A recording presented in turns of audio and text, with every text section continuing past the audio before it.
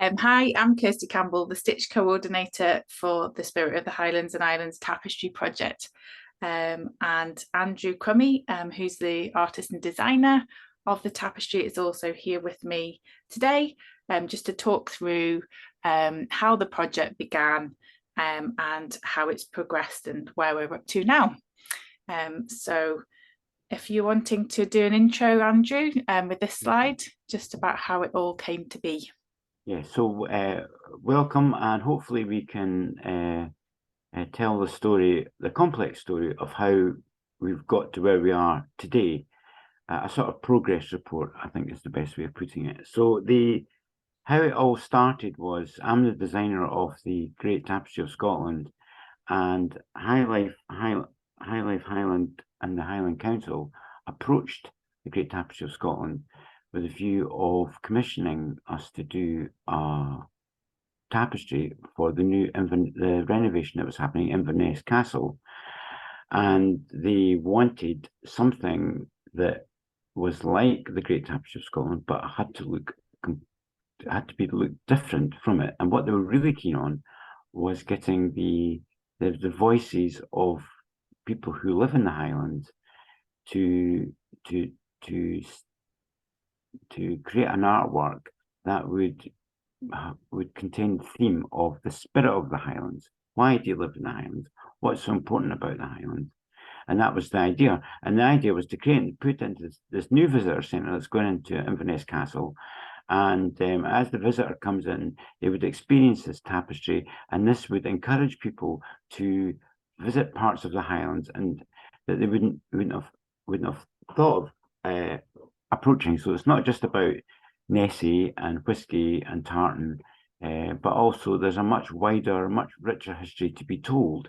And if we could do this partly through the tapestry, that would be great. That was the original idea. The Inverness Castle, we weren't to be the only part of Inverness Castle, so it's a much bigger story than just the tapestry, but we were to play an important part of that, in particular this more community arts approach, where we're getting all the people from the Highlands, as many as possible, to tell their story.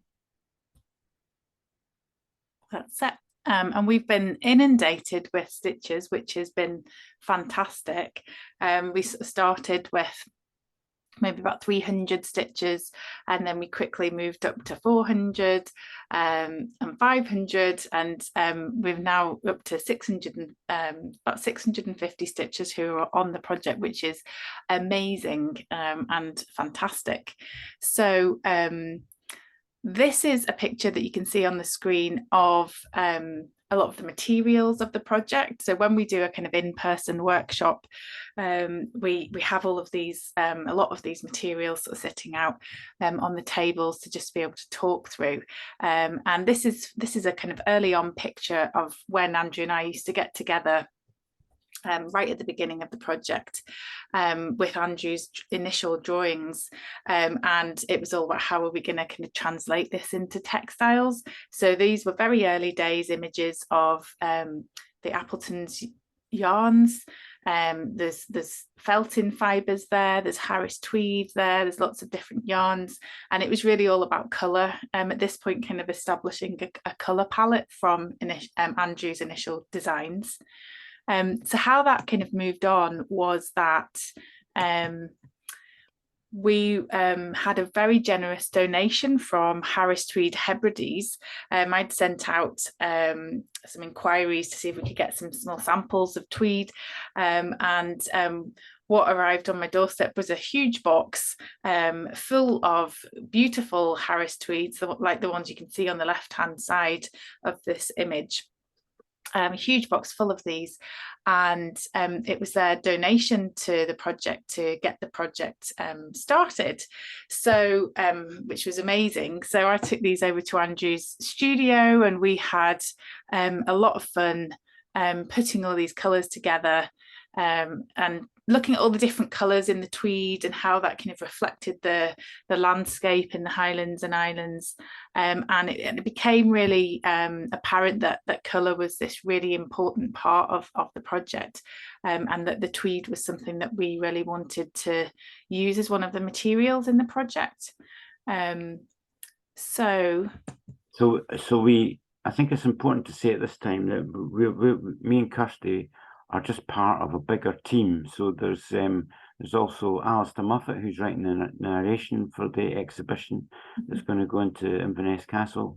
We're also working with Jan Rutherford, who's helping with the organisation, and we're also working with Anna Marshall stroke Ben, who are helping out with the administration as well. But we're also working with people within the Highland Council and Highlands,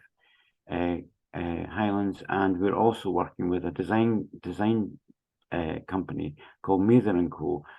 So we're all working together to create this, hopefully, this bespoke space in the Inverness Castle, but also it will be a tapestry trail across the Highlands. So the 52 panels that we're designing, though it has grown a little bit since the initial idea, a lot of these will actually be housed across the Highlands, but then they will have a chance to be exhibited in Inverness Castle as well. Yeah. On the screen here, you can see some other materials as well, which are is just an illustration of how things have progressed recently with the project. And we've been doing, we did quite a few in-person workshops, and then we had to move to virtual workshops because of the weather and the sort of cold conditions. But actually, on these virtual workshops, we've had a lot of groups who we've been talking to who have said, oh, you know, I've got we live in a village or a town where there's a mill producing tweed, or there's a you know, there's a yarn supplier, there's somebody who spins yarn. Can we use that? We also have a panel that uses tartan, just one at the moment. And so what's sort of started happening is that the materials part of the project has started to grow, so that we've got donations from lots of different fabric companies, and we can order from some others. So just on screen here, you can see some of the fabrics that we're now sourcing from some other suppliers, as well as the Harris tweed. So there's some of the King Craig of Brora tweeds on the right hand side. We've got some tweed from Knockando Woolen Mill, and there's some tartan there from Lochcarron Tartans. We are also sourcing some tweeds from Johnston's of Elgin, and the original tweeds were from Harris, but there are some also from Isla Woolen Mill as well. And this is probably a good point to a good time, sorry, to sort of say that apart from the Appleton's yarns, all of the materials on the project are sourced from the Highlands and Islands, which is amazing. And it's also really lovely because it just reflects this incredible textile heritage from the region, and sort of shows how that's kind of moved, you know, how that's moved and developed into modern day. So we're using tweeds, we're using from all of these different places that I just said, and we're also using some speciality yarns as well. So more on that in a moment. But these and I think one of the most interesting things about it, and the exciting things, is how as this project has developed, we have got all these additional things just keep happening, and people keep coming forward with things, and there's this and that, and there's a general sort of willingness for a lot of people to get involved, which has been absolutely great. And we do these workshops, and somebody says, oh, I know somebody just round the corner in Ireland who does yarn. I'll go and knock on their door, and then I'll go and get some yarn and bring it back. So it's really, it can be very local at times, which is really exciting, because I think that's what the project is about. Absolutely, yeah. So this slide just goes back in time a little bit to some of the first samples that Andrew and I did of the idea of journey stones. I'm not sure if you want to talk a little bit, Andrew, about kind of how the idea of journey stones came about. Well, the journey stones came about, the original document that came from Mather and Co, the design company who's designing the whole of Inverness Castle. They had this initial document, and in a page they were talking about digital stones, journey stones, where the visitor could come and record their experience of being in the Highlands or their connections with the Highlands.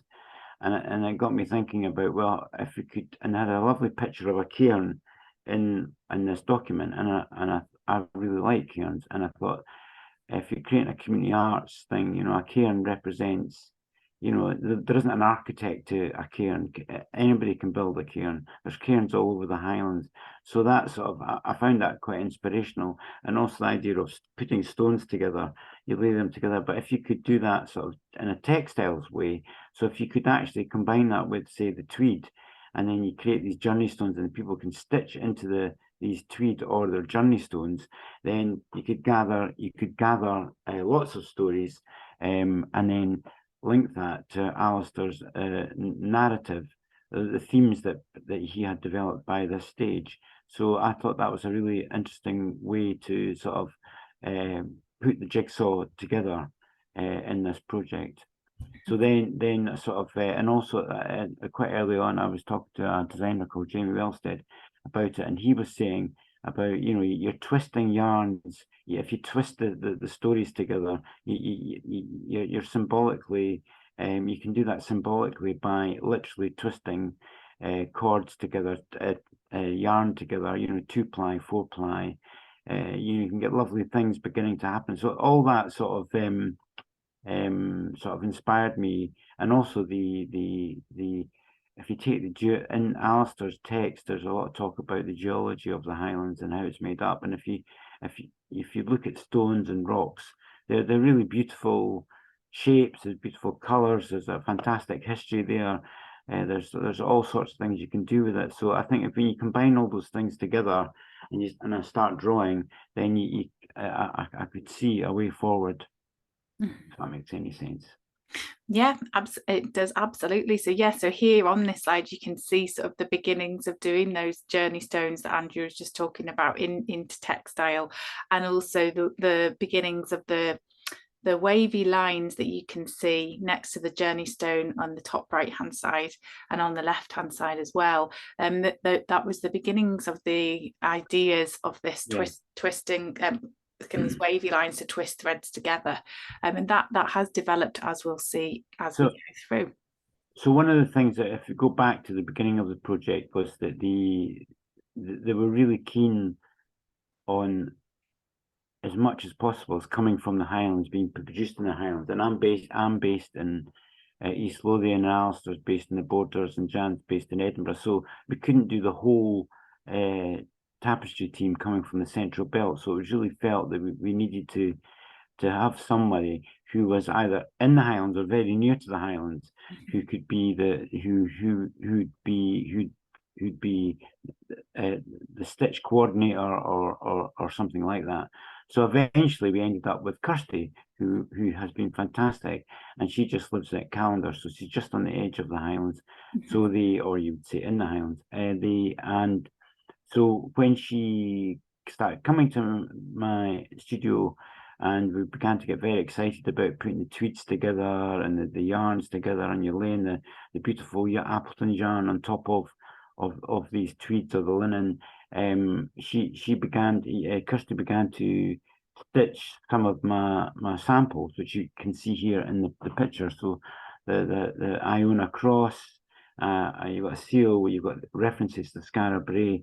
So that these little samples were the beginnings of the tapestry idea. Yeah.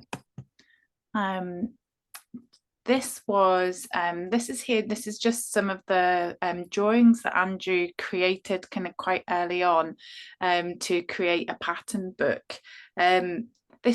This was about the same time that the journey stones were going out, wasn't it, Andrew? So they were kind of as an inspiration that stitchers could use them, because they kind of drew on a lot of the themes that you were covering in your drawings. Is that right? Yeah, just when you're doing journey stones, don't make if you're going to do your own drawing or your own design, just don't make it too complicated, because it would just be very difficult to stitch. So a lot of the drawing I do for these tapestries is really quite simple, or appears to be quite simple, because it gives space for the stitcher to hopefully do something really beautiful, which they tend to do. Mhm. So these patterns or these shapes are things that are from things in the Highlands, or the references to Kilmartin or Skara Brae or Jacobite shields or Pictish drawings or the journey stones themselves or Celtic knots or Celtic patterns, various shapes that you get around the Highlands, particularly mussel shapes and shell shapes. And these are also a reference to the Oronsay shell midden, which is quite famous, and also and references to Alistair's text. But all these patterns that you see here have got some sort of reference to the Highlands. But it was just to encourage people to think in a simple manner. If you're going to do your own drawing, don't make it too complicated, because it can stitching. You have to be relatively simple when you're designing it. Yeah. And as we sort of move on, these are some of the next few slides are amazing examples of some of the wonderful journey stones that we've been stitchers have been doing. So if you are on the Facebook forum, you will have seen a lot of these on there, which is a great place to see it. But I know that not everybody is on the Facebook forum, so if you're not on the Facebook forum, this is just a nice opportunity to see some of the journey stones that other stitchers are creating, and they're really inventive and really different, and lots of different interpretations. So it's just always lovely to see them. These ones here I've got because they kind of bring in the real sense of texture, which is one of the things that we really wanting to encourage in the tapestry, because when we have the tweed, and we've got these different specialty yarns, which we'll talk a little bit about how we're going to do some cord making as we go along in the presentation. So it's just we are encouraging you to kind of build up a bit of texture in your journey stones, but also on your panel. And the idea with the journey stones very much is that we hope that the journey stones from your group will be able to be appliqued onto your panel.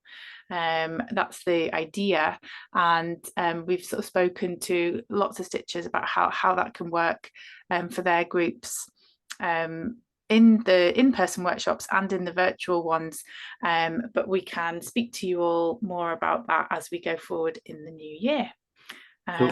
So into the exhibition space, or all the panels are all going to go into a boxed frame. Each panel will be in a boxed frame, so it'll be a sealed box framed artwork, and within you have a little bit of depth to do something sculptural. Don't think of the tapestry as a flat artwork.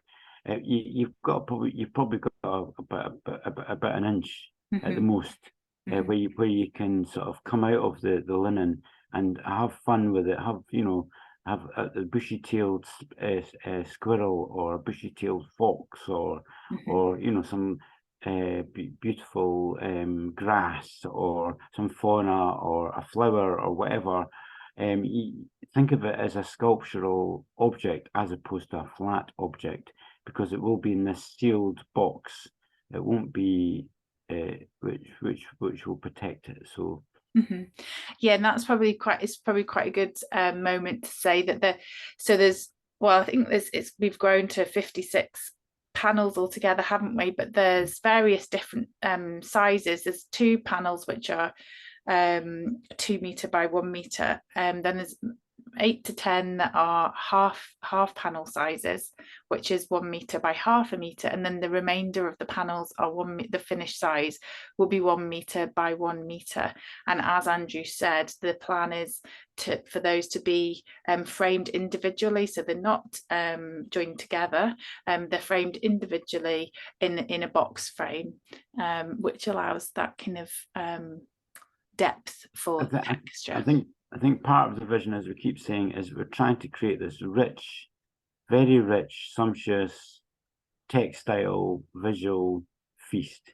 So, I mean, have fun with the texture, have fun, just enjoy the linen, enjoy the tweed, enjoy the yarn, whether it's Appleton's yarn or it's yarn from the Highlands. Just enjoy it, the fun of making it. And if we can make something that's really sumptuous and really visually really rich with really beautiful colours. The one thing that really runs through there are several themes that run through the whole tapestry, and probably the most important one is colour. The colour that's in the Highlands is really extraordinary, and you've got a huge range of colour, but also we can be inspired by that colour. And I think colour is the one thing that everybody will get excited about, because you get beautiful purples, obviously, you get beautiful yellows, you get beautiful the colour of the gorse, you get beautiful greens, you get beautiful blues, and a whole range of other colours in between. But also the colours that are within the tweeds themselves are inspired and are come from the Highlands, from the landscape as well. And also that applies to the traditional tartans as well. So it's like, have fun, be inspired by the actual, the colour and the shapes that you get within the Highlands.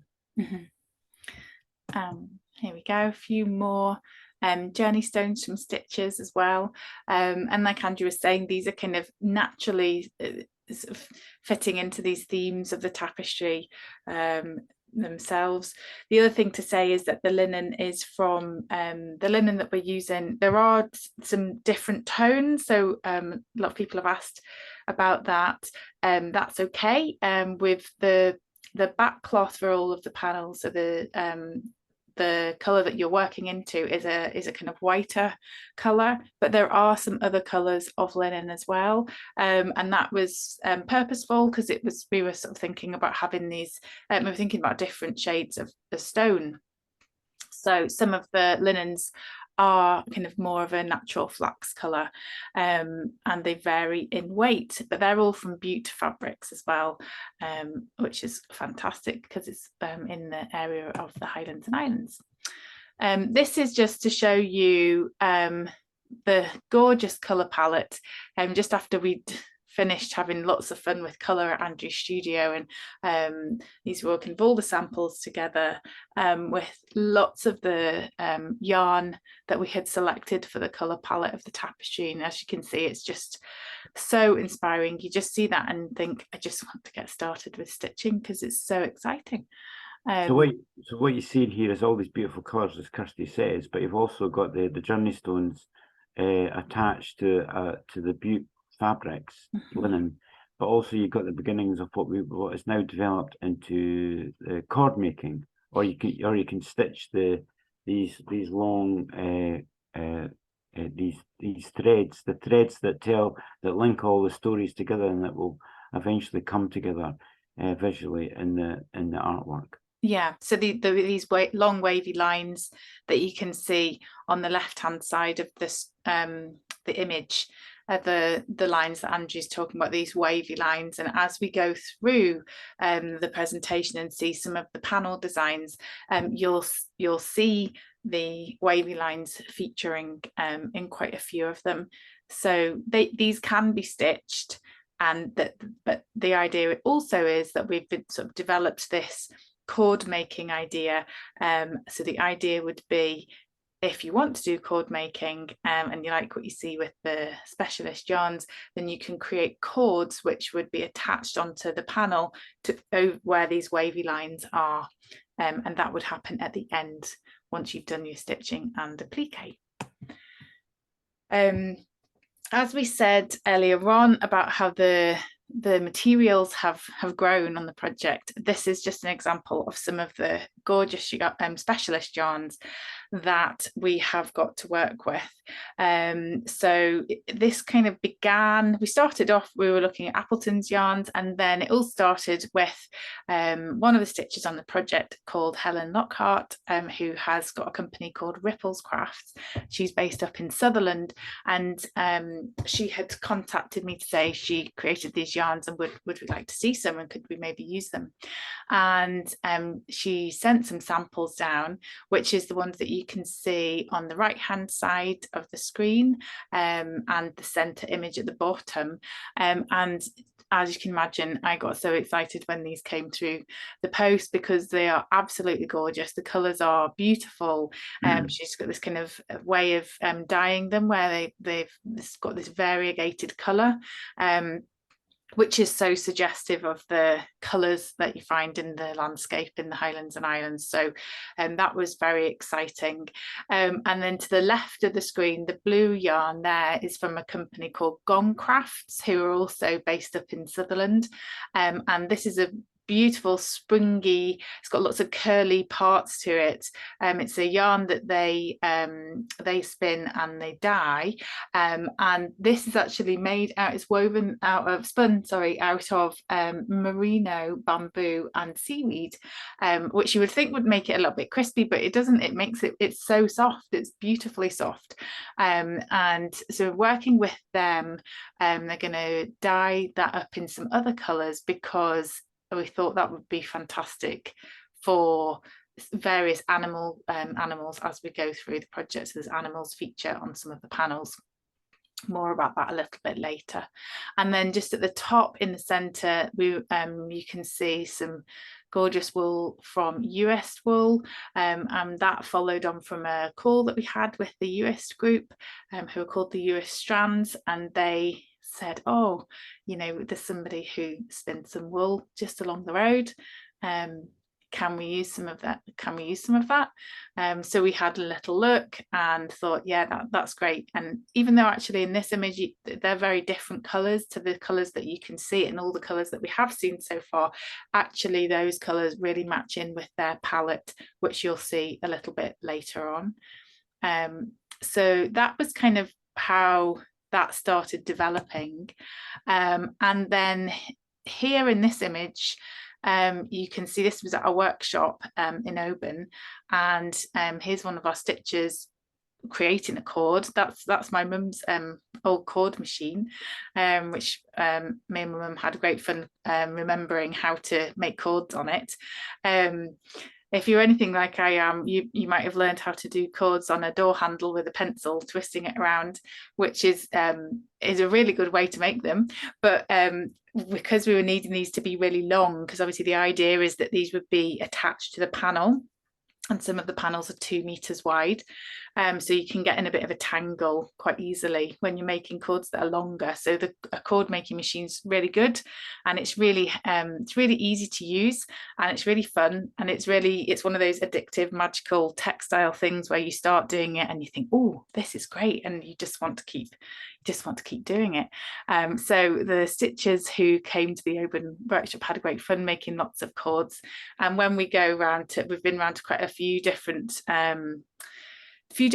groups with this, and everybody has really enjoyed it. So all you do is you have three lengths of yarn. You can mix the yarns, you can use different weights of yarn together, you can use different colors together, and there's further back there's a handle which twists them, so you twist them all one way until they're totally twisted. Then you take the outside 2 cords and put them onto the center hook and dowel, and then you twist them the other way, and that has the effect of plying the yarn, so that when you then take them off the hook and the dowel, you tie a knot in each end, the cord doesn't unwind, it stays together. So that's just how you do it. And it's one of those things that you think, oh, it's going to be really difficult, and it's not. It's really, really simple to do. So yeah, it's lots of fun can be had with that. These are just some of the cords here that we created. These ones are using those beautiful yarns that you saw from Helen at Ripples Crafts. And as you can see, just all the different tones, you know, when you cord those together with the variegated yarn, it's just absolutely gorgeous. So yes, the idea with those is that you can make some cords, and that those can be attached onto your panel using a sort of invisible stitch at the back, or you could also couch them down if you wanted the stitches to be seen, and that would also be fine.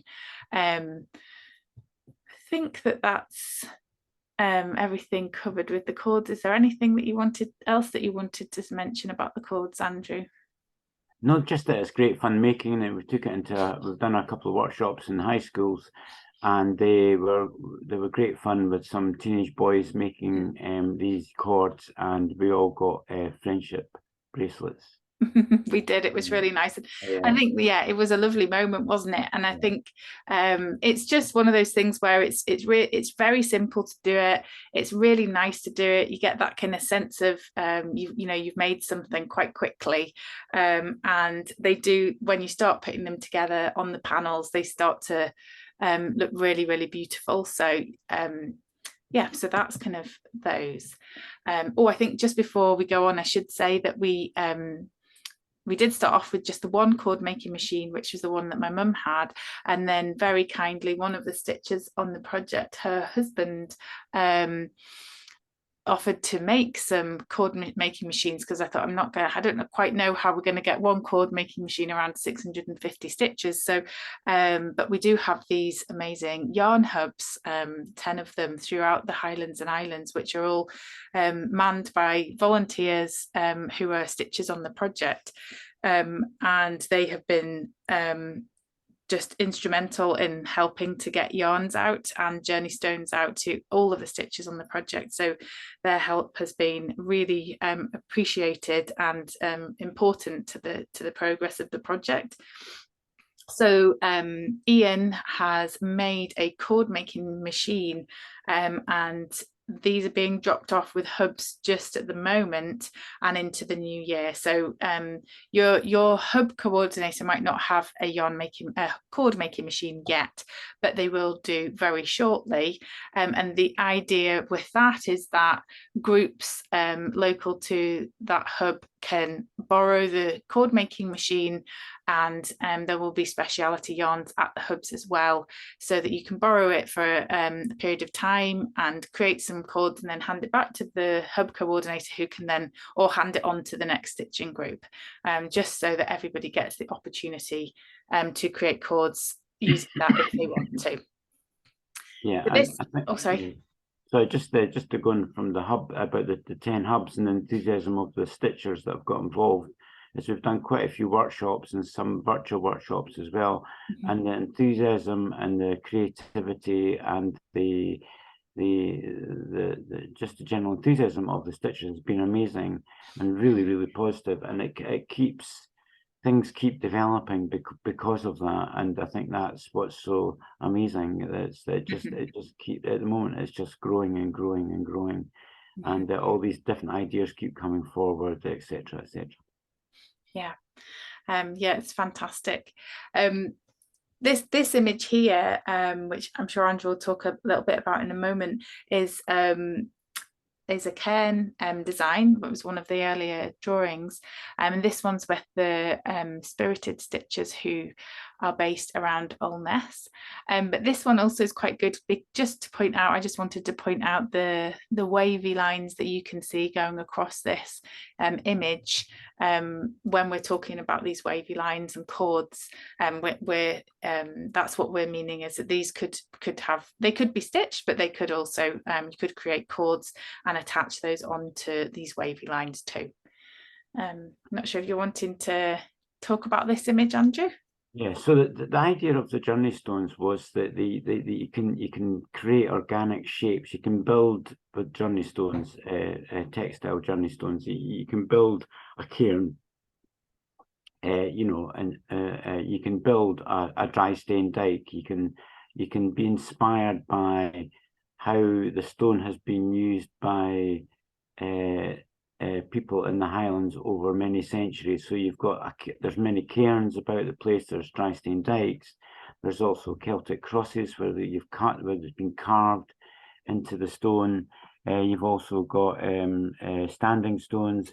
You've also got objects, a lot of really nice objects in or shapes in Kilmartin Glen, or you've got in Nessa Brodgar, or the Ring of Brodgar, or Skara Brae. You've also got the Pictish stones. You've also got all sorts of things. And of course you can build houses from it, and like a black house, etc. So you can build, you can do things with it's quite open if you're using these journey stones as the basis of the whole tapestry. So all the panels that I've designed, which is 56 at the moment, most of them, there's only 4 to go out now, but all the rest are now out.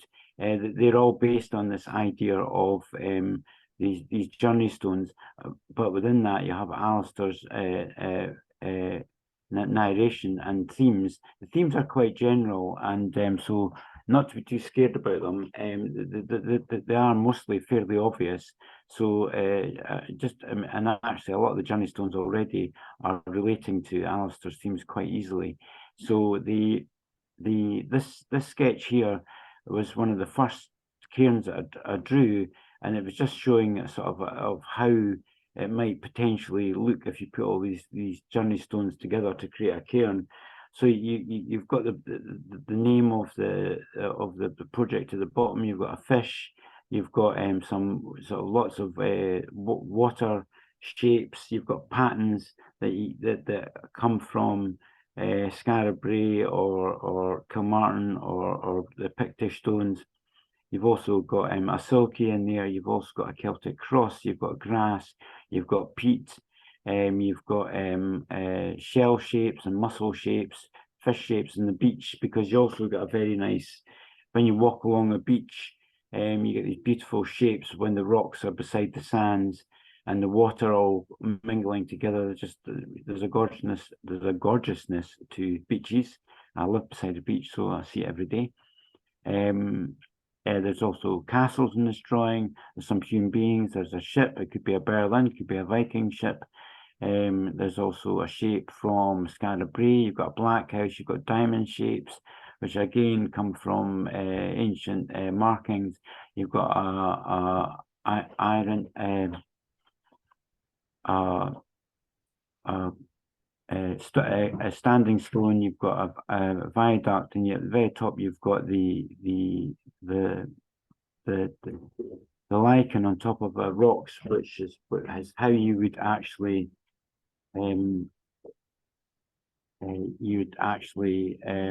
make the dyes from. And at the very top you've got a landscape. Yep. One of the things to say is, and it's quite a good time to do it, is that on the drawings that Andrew draws, you can see on this one that the outline of the stones is in black, and that's he uses a Sharpie pen on his drawings, a black Sharpie pen, to make the tracing up process a bit easier, because these all get drawn up by Andrew and then they get traced up onto the linen using a light box. So it's just much easier to see through the linen when the lines are black like this. So it doesn't mean that you have to do the image that you get with your panel. So you get a smaller, this is a big drawing, but you get a smaller version, an A4 copy of this with your panel. You don't need to do all of these lines in black. It's just there because of it makes the tracing up process easier. So these can, in fact, we don't actually have any black in the color palette for the tapestry. The closest that we have is a very, very dark gray. And so if you have done outlines in the dark gray, that's absolutely fine. You don't need to change that. It's just to let you know that if you want to use a different color for outlines, then that's absolutely fine. Just move on to the next. So this just shows the tracing up process that I was just talking about. That's Andrew working on. There's a light box underneath with the drawing on, and then the linen, and that's just using a pencil to trace these up. So these are this was kind of at the start when I was getting panels out. These just show a couple of the panels with the yarns as they were going out. When they go out, when you get your panel pack, most of you will have that now, because as Andrew mentioned, we've only got a few more, the last few remaining to send out. But you get your linen panel which has got the pencil design drawn on it. You get a reference image, and there's a stitching guide and a applique guide, just to give you some information about the different techniques and that you can use, and the materials and things like that. And then at the beginning I sent out all of the yarns with the panels, but as the yarn hubs have kind of have been helping me more with that recently, so that when I send out the panels, I've actually been asking I've been selecting the shades to begin with, the big sort of starter palette, I call it, from the shade cards that I have here, and then I've been asking the nearest yarn hub to prepare the yarns for the panels. So you might have received a panel but not received yarn, and that's because the nearest yarn hub to you is very, very helpfully putting together your yarns for you. And the other thing to say as well, which a lot of people do ask, is, are these the only colours that we can use? And the answer is no, that's not the only colours that you can use. It's just a start. And when you get the yarns that come with your panel from the yarn hub, it's just a start to start you off. But obviously these colour palettes, they will develop, because you're going to be using journey stones and putting those, appliquing those on, and the content of those might be different to the content that you've got in the centerpiece of your panel or in different areas of your panel. So your color palette will develop as well. So do you want to talk a little bit about this one, Andrew? Yeah, so this is when you come into, this is one of the big panels. This is 2 meters by 1 meter, or just under that. And as you come into the exhibition in Inverness Castle, this will be one of the first images that the visitor sees. And this really introduces the whole project. So right in the right-hand top corner is twisted yarn coming together. And as it unfolds and it becomes like water, it becomes landscape, it becomes hopefully lots of chords, lots of colour, lots of water, lots of hopefully little secret messages, little stories will develop into there. And there's a little boat at the top just to indicate travel. And then as it sweeps down and then comes up, there's these 3 heads, and these are meant to reflect the sort of the changing face of the Highlands, and also the different cultures that are now in the Highlands, and it is a changing population. So it's meant to reflect diversity.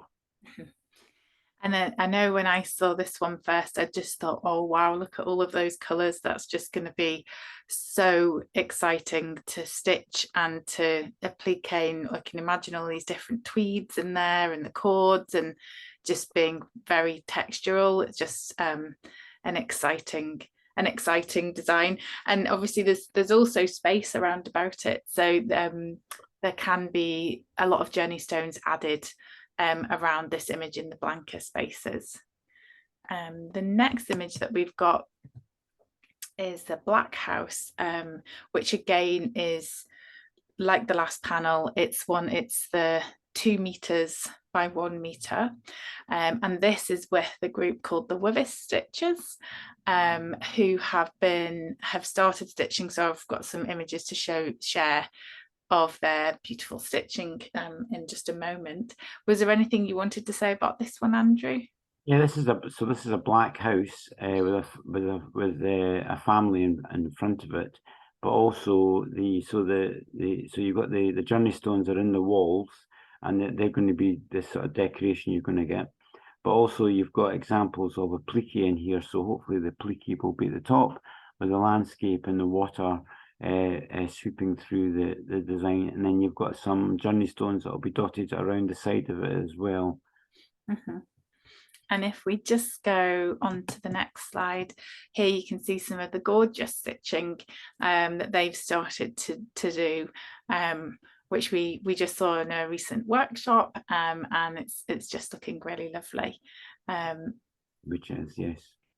So it's always nice to see different designs of the panels from different groups, and just to see how they're beginning to translate these into stitch. So this panel was with the is with a group called the A9 Stitch Up group, and they're all based around the sort of Kirstie area, and we saw them recently at an in-person workshop, but even so, I think things will have moved on since we did see them. But these are just a couple of images of the beautiful work they've been doing. They've got a close-up on the right-hand side of their applique. They've been doing lots of stitching on top of it as well, as you can see just here on the blue piece, adding lots of texture, and loads of French knots down here at the bottom with lots of different colour combinations. That's looking absolutely gorgeous and really textural, like we were saying. And with this is quite good because you've got the larger pieces of applique at the top, but equally it works really well in smaller pieces too. So on the left hand side of the screen you can see there's a smaller piece of tweed there that they've applied, and then they've gone around that with the heavy chain stitch, and then they've stitched into that to add more texture and more pattern, and that's one of the things as well that, to remember, is that just as much as it's great to have sort of content put into journey stones or into areas in terms of stories, it's also lovely to balance that with pattern making, or just filling areas with pattern and texture, because that's what's so addictive about stitching. I'm sure you'll agree. Moving on, here we've got this panel which features Nessie, and this one is with a group called the Nessie Needlers, and they're based around the Drumnadrochit area. You can see at the bottom there's some journey stone shapes down there, and they maybe have some other journey stones that they might want to apply as well, which will be fine. And this slide just shows how they've started taking that. We met with them at a workshop in just outside Fort William, and they've started to take that into applique and stitch. You can see the applique on Nessie and at the top and the hills, the mountains, and then this gorgeous stitching of a mermaid here, which is absolutely stunning. So that's really starting to come together. We were so excited when we saw these. Whenever we see a panel and we see the stitching, we just get so excited because you can see how it's sort of starting to move into stitch, and just what a wonderful job everybody's doing of that. This is a panel which is in Skye with a group called Lassies, and they've got this panel which is depicts the Old Man of Store. And on the panel designs just on the left hand side there, and on the right hand side you can see some of the close-ups of stitching that they've done, and just looking absolutely gorgeous. You can see the face, you can really see the faces in the landscape depicted over here on the right hand side. So this is one of we've got two Highland cows in the tapestry. There's a red one and there's a black one, and this is the black one, and it's based with a group in US called the US Strands. And I always like to show this one because of the way that they have done the applique. So you can see the top left hand side, all of the tweed that you can see on the Highland cow's head has been applied using Bondaweb, and what a fantastic job they've done of that. And obviously they're going to add in lots of stitching on top of the tweed, and also in the spaces in between where you can see the linen backcloth. But there are a few different methods in the applique guide, so that's been sort of updated recently, and it includes 3 different methods. The Bondaweb version, which is method 1, and that can be really helpful, particularly in panels like this where you've got lots of tweed that's really close together, or if it's too small to turn the edges underneath, because this reduces bulk. So you're just cutting the shape out and you don't turn the edges underneath, so you don't have the bulk, which is very helpful when you're doing something that's quite kind of complicated like this. there are other methods which include turning the edges under and using needle applique, which is ideal for journey stone shapes. But I do plan to cover the different methods of applique in virtual workshops going forward in the new year, and sort of speak to groups as individually about it, because it varies quite a lot between groups what method will work for them. So the bottom left hand side is one of the journey stones, one of their lovely journey stones, which you can imagine being appliqued on. This panel will just look absolutely stunning. And on the right hand side, some of the wool that they had from the company that they had spoken about, which is just down the road from one of the stitches, called Uist Wool. So, and as you can see, that would tie in beautifully to that palette. I think this might be the last slide, actually. We haven't really talked about the felted stones, but this was an idea that came up. It was at the beginning as well, wasn't it, Andrew? Yeah. That we were talking about, when we talk about journey stones and cairns and building with stones and journey stones, we talked about how that could become 3D.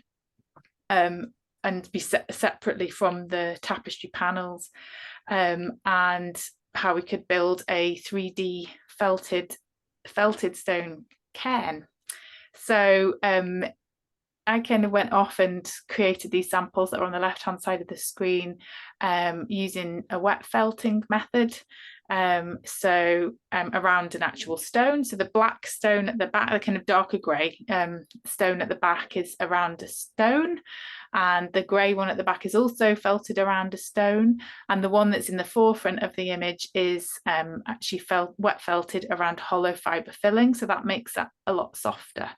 And then, as you can see on the right hand side, I've stitched into the felted stone, and because there's a stone in there, you have to be quite you can't be too ambitious with stitching that you do, but you can do sort of simple shapes. You can stitch lines and simple shapes and letters and words and things like that. So these were just the beginnings of that idea, and then we do actually have a space within the Inverness Castle exhibition to create a 3D felted cairn. So the idea will be that materials for felting will go out to the hubs in the new year. So we wanted to just get all of the panels out first before offering this as well as a creative opportunity. So you haven't missed out if you haven't had any felting materials yet. There are a few people who have had felting materials, mainly if they're working with kind of youth groups or schools, and bringing people into the project like that. The great thing about the felted stones is that really accessible opportunity. It's a bit like the cord making. It doesn't take very long to create these, and it's really fun. It's a bit messy as well. It's quite sensory with the water and the soap. You use the water and soap to felt the wool tops around the shape, and you need to kind of roll the stone either in your hands or on a surface, and it's the kind of combination of the agitation of the fibres and the warmth of the water and the soap that felts them all together from fleeces into felt. So it's a really nice thing to do, and as it doesn't take very long, it's something that we thought, well, after we've got all the panels out, we can then send all of the materials out for this. The idea being that you could collect a stone from, a stone from a beach or a river or something like that, and you can felt these, and then we could build a 3D cairn with them. You could also use hollow fibre filling as well if you don't want to do a heavy stone, and it's quite nice, the hollow fibre filling, because when you felt that in your hands, it kind of goes to the shape that your hands create, so everybody's ends up being slightly different. So it's really, and it's much softer because you're not going around a stone.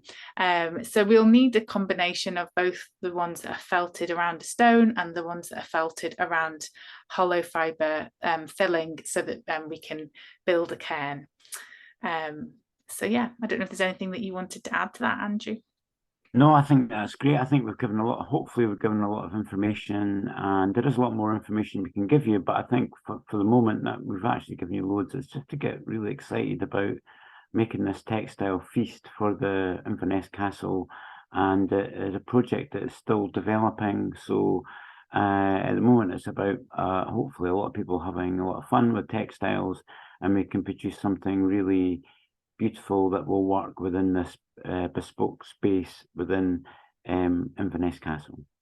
Yep, and as ever, if anyone's got any questions or queries after they've seen this, please just drop an email to me. We'll pop a little note of my email address so that you can contact me if you need to. But thanks so much for watching, and we'll hope to meet lots of you very soon. Thanks a lot. Okay, bye. Bye.